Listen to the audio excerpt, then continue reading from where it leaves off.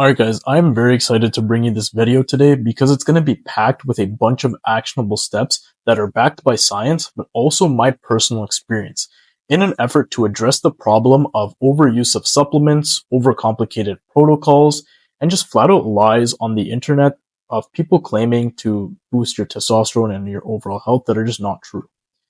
Thing is, with all these overcomplicated protocols and supplements, is that improving your health should actually make you more resilient and face hardship more effectively.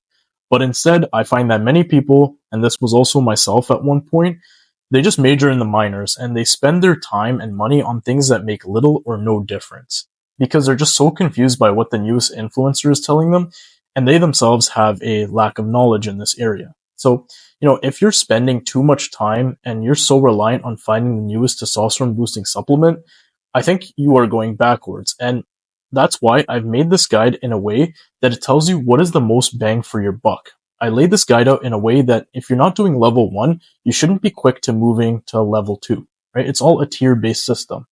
And I've applied this in my own life. As time has gone on, I've actually scaled my routine a little bit back. That way I can focus more time on working, socializing, building up my career and my business, doing the things that actually matter and that actually will, help me in these endeavors instead of taking away time from them for very little reward.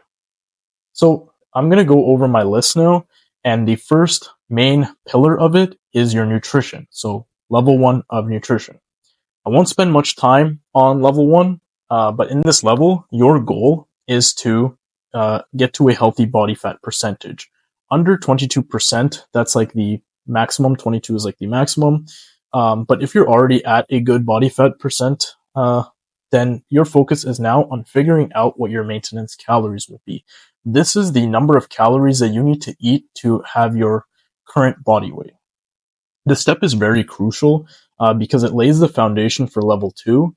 And, when you want to be cutting or you want to be bulking, you need to have a ballpark estimate of what you need. And knowing your maintenance calories will help you do that. But how do you do it? Well, first, you need to track your food intake. You can first start with a simple app, which is MyFitnessPal. In level 2, I will go through a different app that you can use. And what you have to do is just log all the food you eat through the week. Doing this, you can find your average calorie intake, so your daily intake of what calories you eat, and you might have to adjust if needed. So if you're gaining weight, you might have to scale it back. But once you have stabilized in your weight, this is your maintenance calories, how much you need to eat to maintain this current weight. And when you are using, changing your diet so that you're staying within your maintenance calories, you also want to make sure you are eating enough protein. And doing this step in level 1 will give you the baseline foundation of learning about what are macronutrients, what is your protein, and how do you get enough when you're staying in this calorie budget, and then how do you fill the rest with your carbohydrates and fat. So that's level 1. Once you figured out your maintenance calories, you can move on to level 2. So level 2, the goal is now to eat your calories for the day. But this time you need to make sure that you are getting enough micronutrients. So those are like the vitamins and the minerals. They all play a very crucial roles throughout your body.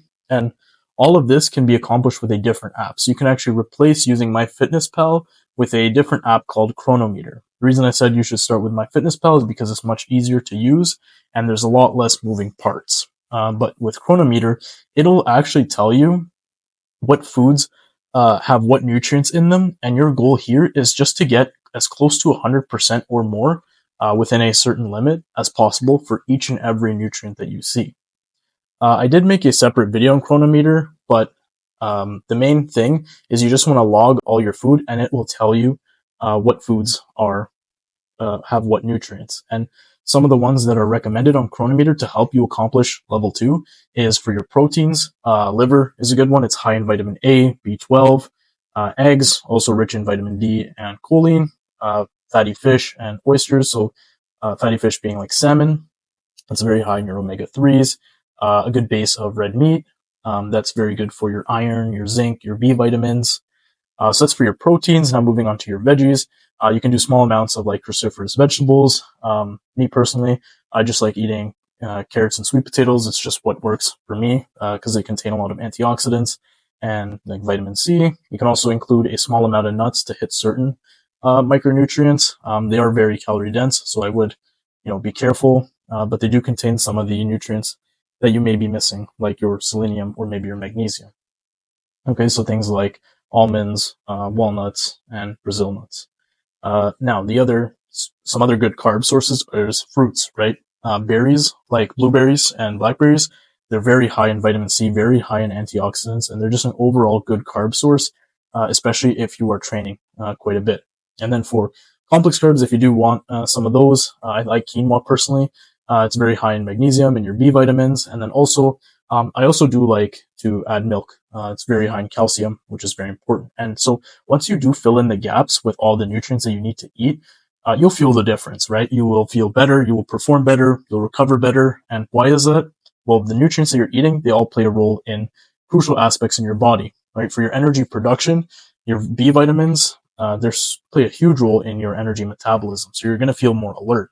You're going to have better improvement in fat loss or muscle gain, because even though your calories are the same, the micronutrients that you're eating, they're going to help with things like your insulin sensitivity, your protein synthesis, and your metabolisms, right? The other thing is you're going to probably have a stronger immune system because, when you have deficiencies in vitamin D and vitamin C and zinc, those things can weaken your immune system. So you need to make sure you have enough of them. You'll probably get better sleep and recovery, and mentally you will just feel more sharp. Things like your choline intake, your omega-3s, your antioxidants, all of that improves your cognitive function. Okay, so what I listed is just an overall plan of like foods that you could include, but do what works for you. In general, this just means you have to make sure you are eating whole foods. Those are the best bang for your buck. And also keep in mind that Chronometer might not have the food that you are actually eating, and it might not actually have all the information on what's in it. So what can happen there is that you may have gaps in some of your nutrition values, and overall you might just have gaps because it's so hard to fit in a lot of the nutrients into the calorie intake that you have. So this is where we get to level 3. So here, once you have your diet pretty well settled, I personally don't track as often now that I have my diet pretty well settled. You can start supplementing with vitamins and minerals to fix those gaps that you have. And this way, you actually know what needs to be supplemented because you know what you're already getting. An example of something you may want to supplement is your vitamin D, because that you're mostly getting through the sun. And, it's much harder to do, especially if you live in a climate that is just not conducive to you being outside and exposing your skin. The other thing is like magnesium. That can be very tough to get. If you do your own Chronometer in level 2, you might notice that magnesium is something much harder for you to achieve, and you can supplement with it. And supplementing when you know that you may be deficient is what you should actually be doing, right? You need to eat the base of whole foods and then use supplements for what they're meant to do, supplement your diet. You can also supplement with things like creatine and taurine. Those are a little harder to get in your diet, even if you are eating their sources, and they have a great impact on your health. So that's the whole level 1, 2, and 3 system that I have. It kind of wraps it up for what you need nutrition-wise to help max out your testosterone. So now let's move on to the next module, which is exercise and activity level. Okay. Again, I won't spend much time on level 1, but the thing is, many of you have probably skipped out on level 1 because the main goal here is just to be more active.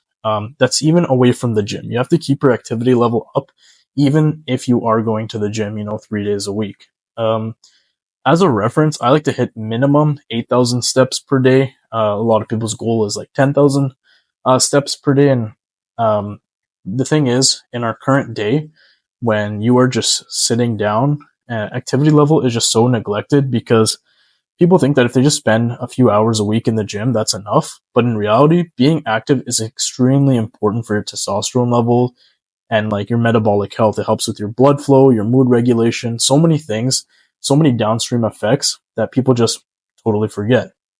So can you do this? I would say incorporating walking, especially after a meal, is like one of the best things that you can do. And also just having basic stretching and body weight movements throughout the day just to get more movement in. As for lifting, because in level 1 you do want to lift, your main goal is just to develop consistency. Level 1 as a baseline for everything I'm about to say is just about developing consistency. So here, you just want to make sure as long as you show up to the gym, you are making progress, right? If you have somebody that never went to the gym before and now you're showing up 3 times a week, it doesn't matter what you do, you are making progress. Okay. So at this level, just focus on mastering the basics. What I would suggest is full body workouts 3 times a week. You want to make sure you are focusing on the basic movements. Your squats and your deadlifts, your lower body movements, you have to incorporate them. That's where you get a lot of the testosterone boosting benefits because they are such a large muscle group. But then also, you don't want to neglect things like your chest, your back, with things like bench press, rowing, curls, tricep extensions, right? Keep the exercise selection very small and limited because here you're just focusing on showing up and having the proper form. But now let's get to level 2.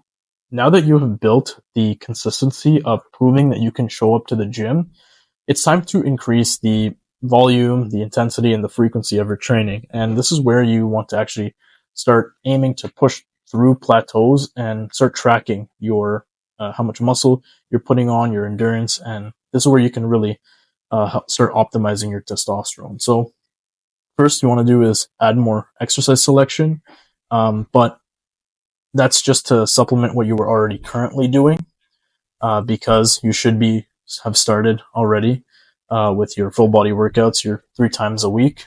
But the main tip I can give you in level 2 is you actually want to start tracking and build an internal competition with yourself.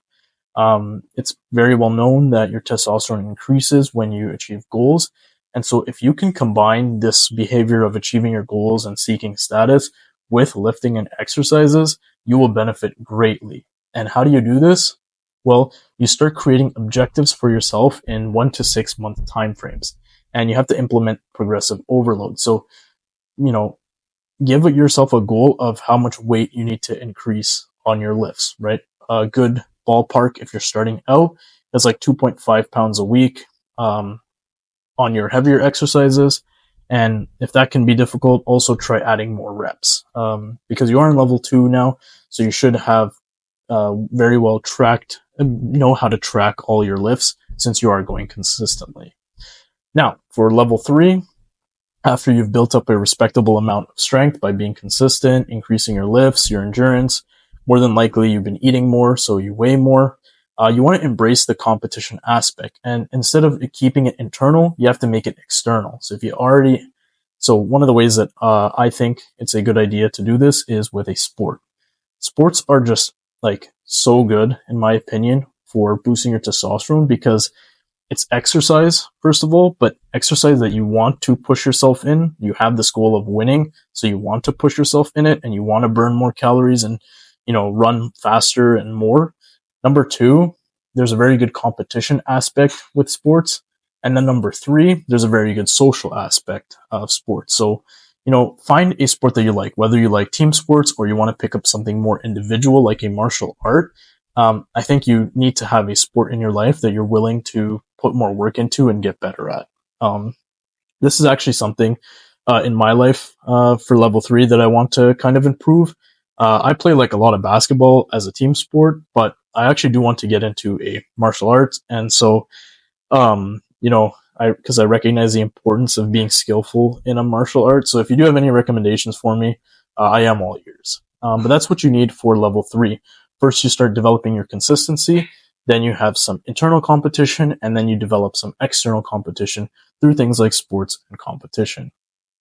So let's go to module 3 now, which is sleep. So for level 1 of sleep, the main thing, again, is just consistency. Don't worry about any techniques on how to get to sleep. Make sure you are just getting inside your bed at a specific time. What you want to do here is just adapt your schedule so that you can sleep long enough. And if you do have to set an alarm, like for work, because you're an oversleeper, one tip I have for you in level 1 is that instead of setting an alarm, you should set a timer. Set a timer for when you need to wake up. And once that timer hits less than 9 hours, you should be in bed. Okay, so this way, you are not setting a timer for when you need to wake up, but you're setting a timer for when you need to actually go to sleep. You're doing 2 in 1, basically. Okay, but now let's move on to level 2. Now that you are consistently getting in your bed at a specific time, you need to focus on sleep duration. Okay, so you need to figure out, is there anything that's waking you up too early, or that's waking you up in the middle of the night, and you have to adapt to it. So for me, this was light. Pretty light sensitive when it comes to waking up. And so for me, I have blackout curtains, and I also sleep with an eye mask. For some people, it can be sound, especially if you live in like a downtown area. Earplugs might be a good idea for you. For some people, it can be temperature. You want to make sure you're keeping your room cool, uh, and you can use something like a weighted blanket while your room is kept cool for best sleep quality. The other thing, before you actually go to sleep, is make sure you're controlling how much light is getting into your eyes, especially blue light. So limit your bright screen usage around an hour before bed, because that's going to mess up with melatonin production and it's going to delay your sleep cycle. But if you do need to use your computer, because oftentimes I find that I do, it's very simple, just using a nightlight filter on your phone and computer if you do need it, or you can also just use the blue light blocking glasses. Also, throughout the day, make sure you're actually, preparing yourself to sleep. Get enough activity. That way you actually feel like sleeping at night. That's a huge problem I see is people are seated all day and then they realize, why are they not tired? Well, it's because, you didn't do anything that would warrant you to want to sleep. Now let's move on to level 3. By now, you should be going to bed on time, sleeping throughout the night, and waking up rested. But if you're feeling like you're not fully recovered, or you're struggling to fall asleep, or you're just waking up tired, we need to go deeper into the root issue and figure out what is affecting it. So one of the things that I see when people sleep is they mouth breathe or they snore a lot. If you are breathing from your mouth instead of your nose, you are not going to be getting proper oxygen intake, and that's going to affect things like your recovery and your testosterone and your brain function. So one of the solutions that you can find is using these like nasal strips onto your nose. There's like a specific brand for it, but you can also make your own. And then the other thing you can do is use micropore tape on your mouth. That way you are forced to breathe through your nose, and make sure it's not on too tight. That way, in case you can't actually breathe through your nose at night, the tape can come off and there's like an emergency of you can breathe through your mouth. But this needs to be fixed. A lot of the time it can be caused by a deviated septum. You just have excess weight. The air quality isn't good, or you just have like weak airway muscles. And if it's severe, I think you need to get checked for it by a doctor.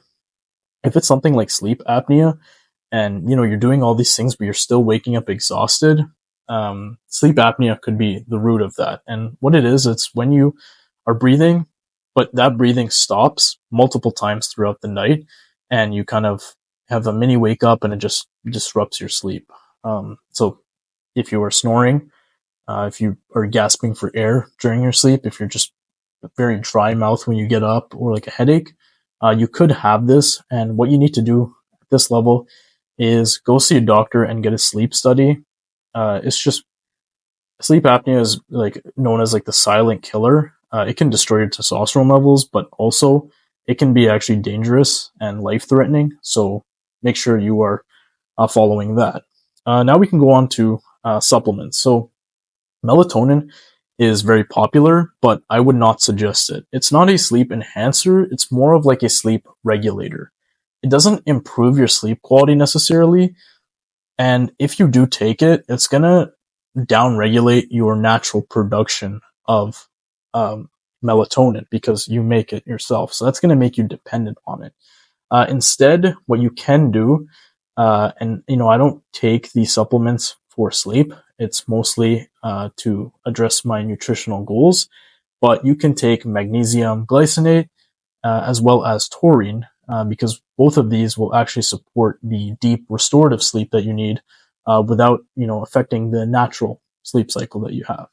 Okay, so that's what I have for your third pillar, which is sleep. The final module we're going to go over is your social environment. This one, in my opinion, is the most overlooked because we know that testosterone production is influenced by your biological inputs.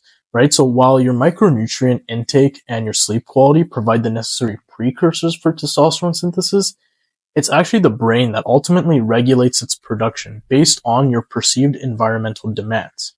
So, you know, you have to think about it. The main goal of testosterone is not for building muscle. The main goal of it is to help you achieve status and attract mates. And so the other thing that testosterone does, apart from muscle growth, is it improves your motivation and your drive to, achieve status. So you want to make sure you actually use that part of it. And the problem is most guys today, they live very isolated lives. They work from home. They, for fun, will game or watch YouTube from home, or they scroll their phone all day on social media. And so the problem is they never get to showcase this, and they never get to boost their testosterone by being in social environments. And so level 1 of this stage isn't complicated at all. The main objective is just to not be home most of the day and interact with the real world. The places that you can do this in is just spend more time outside. So instead of staying at home all the time for work, try and go outside and interact with people like your coworkers. If you're at school, instead of doing it all the time from home, go into class and meet people that are there. If you have work that you do on your computer, occasionally you can just go to a library, a cafe, or a university campus and just do it there, right? Even like walking outside and running your errands, those are things that you can do to just spend more time outside. And the other thing is, let's say you work out at home. Instead, you can think about going to a commercial gym, right? Avoid being in your comfortable home and your comfortable bedroom all day, and instead be outside. There's so many reasons why this is so effective. So I'll quickly and very simply go over them briefly.